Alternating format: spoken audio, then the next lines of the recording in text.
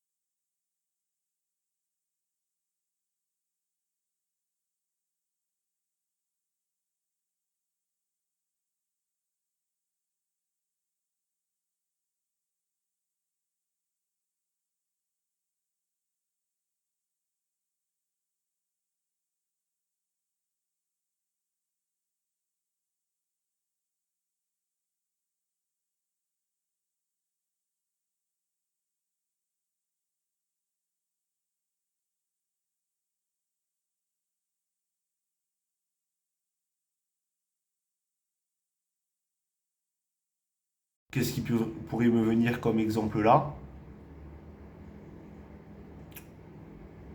Par exemple, je vais penser que pour être heureux dans ma relation de couple, il faut absolument qu'on aille au restaurant, qu'on fasse des sorties, que la personne avec qui je suis doit absolument me faire des surprises pour que je me sente surpris dans la relation.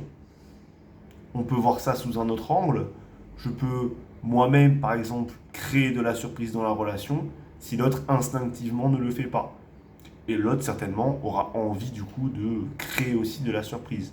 Mais ne pas s'attendre à ce que ce soit l'autre qui vienne générer des émotions chez nous, mais plutôt que ce soit nous qui ayons le contrôle de nos émotions et qui nous créons ces émotions dans notre quotidien. Donc la réalité, c'est que nos émotions sont créées par nos pensées et nous en sommes responsables. Reprendre cette responsabilité, ça nous redonne du contrôle. Je pense on a tous vécu des moments où quand on considère que l'autre n'a pas agi de la manière dans laquelle on voulait, on se met à penser énormément, à radoter cette histoire-là dans notre tête, à faire tourner en boucle cette histoire, et forcément ça nous met dans un mood négatif. Le but maintenant, ça va être de changer cette manière qu'on va avoir de penser, et que ok, peut-être ce que a fait l'autre, ce n'était pas dans mes attentes, mais je ne vais pas moi-même me faire du mal mentalement et émotionnellement pour un événement extérieur. Je reprends le contrôle sur mes pensées, et donc je reprends le contrôle sur mes émotions. La clé, donc c'est en 3 points. Chaque point, je l'aborde en 3 points. Le mythe autour de ça, la réalité, qu'est-ce qu'on vit en réalité dans le quotidien, et une clé. La clé, c'est d'observer ses pensées et de se demander si elles nous aident ou est-ce qu'elles nous freinent. Si elles nous freinent, je les change, et si elles m'aident, je les garde telles quelles. Ça va nous permettre de nous affranchir de l'idée que notre bonheur dépend uniquement de l'autre. Et du coup, de nous dire que notre bonheur dépend avant tout de nous. Deuxième point, penser qu'il faut penser positif pour améliorer la relation. Le mythe lié à ce mensonge, c'est que toujours positiver et nier les aspects négatifs, toujours positiver et nier les aspects négatifs pour maintenir une bonne relation. C'est comme le fait de se dire il faut tout le temps que je pense positif. On est des êtres humains, on ne peut pas être, même quand on est dans le développement personnel, la spiritualité, qu'on fait un travail sur nous, on ne peut pas constamment être dans le positif, positif, positif. Il y a des moments où on a le droit d'être dans le négatif et c'est normal et c'est ok. On ne doit pas se juger pour ça. C'est pareil dans une relation. Ça peut ne pas être tout beau, tout rose constamment. Et quand il y a du négatif, il y a des choses qui ne nous conviennent pas, c'est important de ne pas les mettre sous le tapis et au contraire d'aller voir qu'est-ce que ça fait ressortir chez nous. La réalité liée à ce mensonge, c'est que se forcer à être positif en permanence, ce n'est pas durable et ça peut engendrer du ressentiment envers l'autre. Parce que du coup, il y a des choses qu'on ne dit pas. Donc ça crée du ressentiment, des non-dits. Et les non-dits, généralement, ça crée plus tard des disputes parce que ça fait un effet cocotte minute. Et quand ça explose, ça explose. Comment faire? Eh bien, on va accueillir les émotions, même désagréables. Et c'est essentiel pour avancer de manière saine. Donc là, c'est important de faire un travail sur soi, d'accueil des émotions, ne pas hésiter à écrire, à méditer, et tout simplement à les vivre pleinement. J'ai de la colère, ok, je vis de la colère. Je ne m'identifie pas à la colère. C'est pas je suis en colère, c'est je ressens de la colère. Ça, c'est un tips que je vous donne. Ne pas s'identifier forcément à ces émotions. Ne pas dire je suis telle émotion, je suis en colère, je suis triste, mais je ressens de la tristesse et je ressens de la colère. Je ressens de la joie, je ressens de l'amour. Parce qu'on est tout à la fois. On n'a pas besoin de s'identifier et de se dire bah, je suis comme ça. Vous m'avez compris. La clé par rapport à ce mensonge, c'est d'adopter une perspective qui te sert réellement sans te mentir.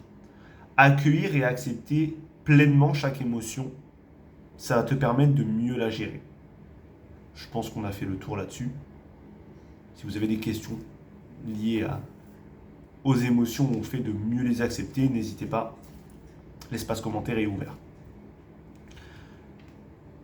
Le troisième mensonge, ça va être de croire qu'il faut 2 personnes pour transformer une relation. Le mythe lié à ce mensonge, c'est qu'un changement durable ne peut se faire que si les 2 partenaires s'engagent ensemble. Dites-moi là dans les commentaires si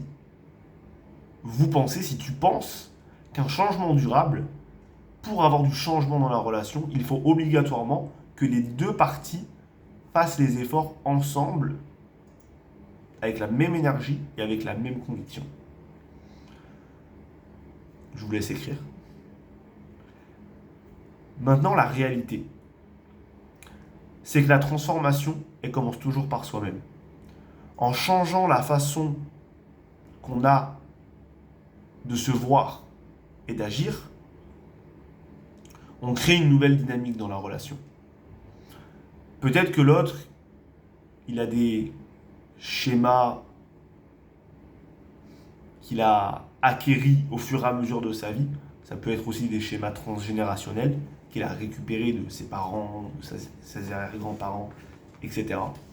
Peut-être que cette personne, aujourd'hui, elle a justement beaucoup de choses à régler et qu'elle n'est peut-être pas en capacité d'elle-même de pouvoir les surmonter.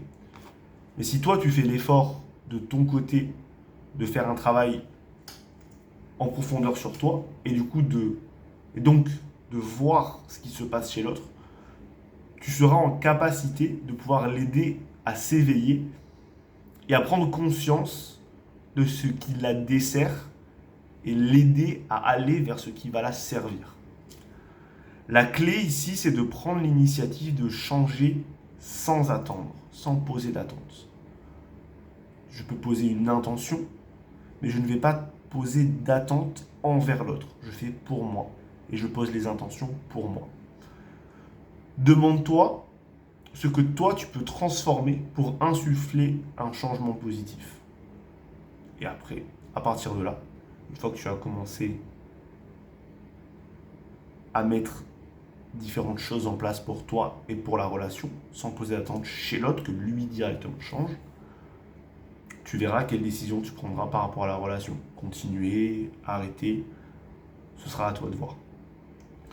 Donc cette approche que je te propose aujourd'hui, elle te permet non seulement de transformer ta relation avec l'autre, mais aussi ta relation à toi-même et ta vie entière. Parce que tout ça, c'est des choses qu'on peut vivre aussi bien dans le travail que dans la famille, que dans nos relations amicales. On fait un petit résumé. Le premier grand mensonge, c'était que ma partenaire est responsable de mes émotions. Le deuxième mensonge, c'était qu'il faut penser positif pour améliorer la relation. Et le troisième mensonge, c'était qu'il faut 2 personnes pour transformer une relation. L'espace commentaire est ouvert. N'hésitez pas à me partager, à me dire les expériences que vous pouvez vivre dans votre relation ou dans une relation que vous avez eue. Si ça résonne bien avec vous. Et si vous êtes actuellement en couple, quelle est la prochaine action que vous allez faire pour vous améliorer et améliorer votre relation en prenant l'une des clés que je vous ai indiquées. La première, qui est d'observer ses pensées et se demander si elles me freinent ou pas. La deuxième, c'est d'adopter une perspective qui te sert réellement sans te mentir.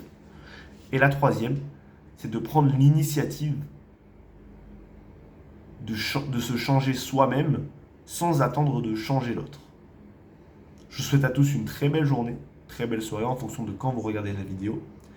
Et je vous dis à très vite pour du nouveau contenu.